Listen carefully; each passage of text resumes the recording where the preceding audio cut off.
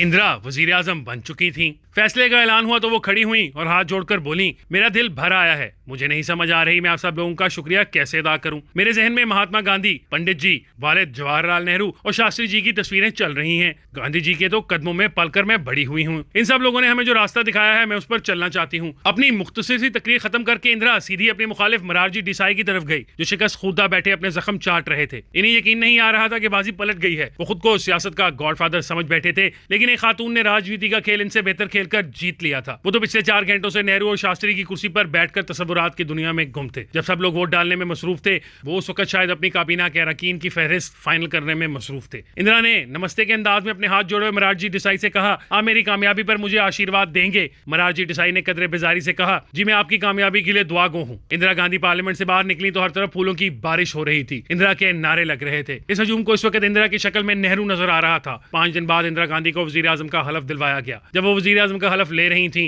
तो उन्होंने हाथ उठाकर सोलमनली अफर्म किया, ना कि खुदा या भगवान की कसम खाई। इसका पैगाम बड़ा वाज़ेह था कि वो हिंदुस्तान का सेकुलर इमेज कायम रखेंगी। इंदिरा के वजीर आजम बनने की वजह यह नहीं थी कि वो हिंदुस्तान के पहले वजीर आजम की बेटी थी। इन्हें वजीर आजम बनवाने में हिंदुस्तानी रियासतों के इन 12 वज़ीर आला ने बहुत अहम किरदार अदा किया था, जो मोरार देसाई के खिलाफ थे, और उनका रास्ता रोकने का वाहिद हल नेहरू की बेटी नजर आई। इन सब के इत्तेहाद को सिंडिकेट का नाम दिया गया। इंदिरा गांधी को अच्छी तरह इल्म था कि वो वजीर आजम क्यों और किस वजह से बनी थी, लिहाजा वो इन सब की मशकूर थी और इन सब की हिमायत का बोझ अपने कंधों पर महसूस कर रही थी। इसे इन सब के एहसानात के नीचे लगकर रहना था। वज़ीर आला कामराज का इंदिरा को वजीर आजम बनवाने में बहुत बड़ा हाथ था, लिहाजा इसकी बात ज्यादा सुननी थी। कामराज का इसरार था कि इंदिरा अपनी नई काबीना में ज्यादातर वही वजीर रखें जो वजीर आजम शास्त्री के थे, वो इन वजीरों को न छेड़े। इंदिरा गांधी के जहन में कुछ और था। वो कम से कम वजीर आजम शास्त्री दौर के वजीर दाखिला गुलजार नंदा को हटाकर नया वजीर दाखिला लाना चाहती थी, जो 2 दफा निगरान वजीर आजम का रोल पहले ही अदा कर चुका था। इंदिरा को शायद लगता था कि जो वजीर दाखिला 2 दफा निगरान वजीर आजम रह चुका हो, चाहे चंद दिनों के लिए ही सही, वो उसकी काबीना में इसका वजीर नहीं बल्कि खुद को वजीर आजम समझकर बैठेगा। इसके जहन में हमेशा रहेगा कि वो ज्यादा जानता है और उसे अपनी काबीना चलाने में मुश्किल होगी। लेकिन इंदिरा गांधी की तमाम तरखाइश के बावजूद वो गुलजारी नंदा को वजारत दाखिला से न हटा पाई। इंदिरा अभी इस पोजीशन में न थी कि वो सिंडिकेट के सामने खड़ी हो सकती और अपनी मर्जी की काबीना बना सकती। ताहम इंदिरा गांधी अपनी मर्जी के चंद अहम वज़रा अपनी काबीना में लाने में कामयाब रही। सबसे अहम नाम अशोक मेहता का था, जो एक दानिश्वर और सोशलिस्ट था, जिसे वजारत मनसूबाबंदी दी गई। GS फाटक को वजीर कानून बनाया गया। आसाम से फखरुद्दीन को बिजली और आपाशी का वजीर बनाया गया, जबकि जागुआइन राम, जो हरिजन लीडर था, इसे लेबर की वजारत दी गई। ताहम मोरारजी देसाई को इंदिरा के सिंडिकेट ने वजीर बनने की दावत नहीं दी। बाद में देसाई ने अपनी खुद नूश में लिखा कि अगर उसे इंदिरा गांधी काबीना का वजीर बनने की पेशकश कर भी देती तो वो कबूल न करते। वजीर आजम बनने के चंद दिन बाद अमेरिका के टाइम मैगजीन के सरवर्क पर इंदिरा गांधी की तस्वीर छपी, जिसकी सुर्खी बड़ी शानदार थी, troubled India in a women's hand. Indira के वजीर आजम बनते ही अमेरिका की एक बेस्ट सेलर खातून मुसन्नफा ने बोरिया बिस्तरा संभाला और भारत की टिकट कटवाई, ताकि भारत की पहली खातून वजीर आजम पर एक तवील मजमून लिख सके और अमेरिकन खवातीन को बता सके कि फेमिनिज्म की ये कितनी बड़ी जीत थी। जबकि लंदन में गार्डियन में एक बड़ा मजमून छपा कि कैसे इंसानी तारीख में किसी खातून लीडर पर इतना बड़ा बोझ नहीं पड़ा जितना इस वक्त इंदिरा गांधी के कंधों पर है। वो भारत जैसी जमहूरियत को कैसे संभालती हैं कि पहले नेहरू फिर शास्त्री फौत हो गए हैं। इससे पहले भारत जैसे बड़े मुल्क ने अपनी तकदीर कभी किसी खातून को नहीं सौंपी, वो भी किसी जमहूरी निजाम और कल्चर में। अखबार का कहना था कि अगर इंदिरा गांधी ने कामयाबी से सब हैंडल कर लिया और मुल्क को चला लिया तो ये मर्दों की बर्तरी पर कारी ज़र्ब होगी। इत्तफाक की बात है,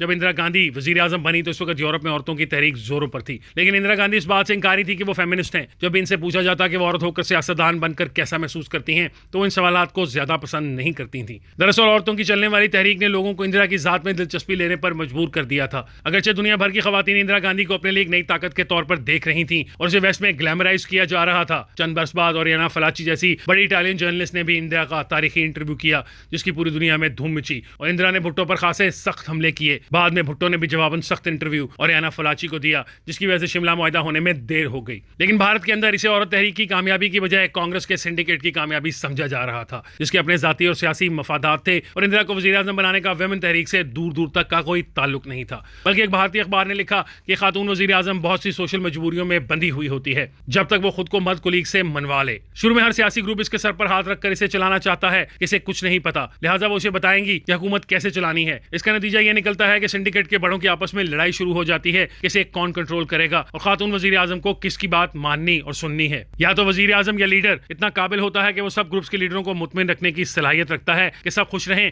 और वो ये तासर दे कि वो किसी एक के कंट्रोल में नहीं, सबके साथ है। जैसे मलका एलिज़ाबेथ अव्वल ने कामयाबी के साथ ये काम किया था कि लंबे अरसे के लिए हुक्मरानी करे या शुरू में ही सिंडिकेट के हाथों मारी जाए। इंदिरा के वजीर आजम बनते ही आइडिया सामने आया कि इंदिरा चूंकि औरत है, लिहाजा इसे तख्त के पीछे एक मर्द होना चाहिए जो इसकी पावर्स इस्तेमाल करे। लेकिन वही हुआ जिसका खदशा भारतीय अखबार ने जाहिर किया था। काबीना के अंदर और पावर कॉरिडोर्स में अचानक ये अफवाहें गर्दिश करने लगी कि इंदिरा का एक साबिक रियासत के खूबसूरत राजा से खुफिया अफेयर चल रहा था, जो उसका वजीर भी था। वो खूबसूरत खुशकिस्मत राजा कौन था जो इंदिरा के इतने करीब आ गया था?